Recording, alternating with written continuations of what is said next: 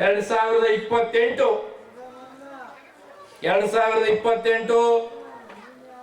ಚುನಾವಣೆಗಳು ನಡೀತಾವ. ನಾನು ಒಂದನ್ನ ಹೇಳ್ತೀನಿ, ಇವತ್ತು ಚಂದ ಏನಪ್ಪ ಅಂತಂದ್ರೆ ಅಲ್ಲಿಪುರದಾಗ ಅಥವಾ ಮಾಧ್ಯಮದವರು ವಿರೋಧಿಗಳು ನನ್ನ ಪಕ್ಷದ ಮುಖಂಡರು ಚಂದ ಇವತ್ತಿನ ಬರ್ದಿಟ್ಕೊಂಡ್ಬಿಡ್ರಿ ಡೇಟ್. 2028ಕ್ಕ ನಾವು ಮೈತ್ರಿಯಾಗಿ ಹೋಗ್ತೀವಿ. ನಮಗ್ ಸೀಟ್ ಎಷ್ಟು ಬರ್ತದೆ ಗೊತ್ತಿಲ್ಲ. ಮೈತ್ರಿ ಮುಖ್ಯಮಂತ್ರಿ 28ಕ್ಕ ಕುಮಾರಣ್ಣನೇ, ಇದೊಂದು ಬರ್ದಿಟ್ಕೊಂಡ್ಬಿಡ್ರಿ ನೀವೆಲ್ಲ. ಏನೋ 20 ಸೀಟು 30 ಸೀಟು 50 ಸೀಟ್ ಬಂದ್ರೆ ಕುಮಾರಸ್ವಾಮಿ ಮುಖ್ಯಮಂತ್ರಿ ಅಲ್ಲ. ಈ ರಾಜ್ಯದಾಗ ಮೈತ್ರಿ ಫೇಸ್ ಯಾವ್ದಾದ್ರು ಒನ್ ಅಂಡ್ ಓನ್ಲಿ ಇದ್ರೆ ಅದು ಕುಮಾರಣ್ಣ ಮಾತ್ರ.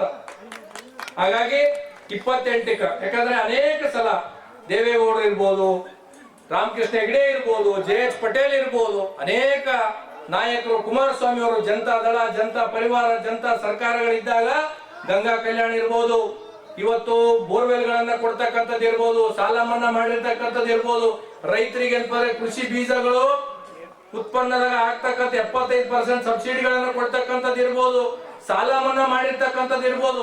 ಇಂಥವೇನಾದ ಕಾರ್ಯಕ್ರಮಗಳು ಬಂದಿದ್ರೆ ಅದು ಕೇವಲ ಜನತಾ ಪರಿವಾರ, ಜನತಾ ಸರ್ಕಾರ, JDS ಸರ್ಕಾರಗಳಿದ್ದಾಗ ಮಾತ್ರ.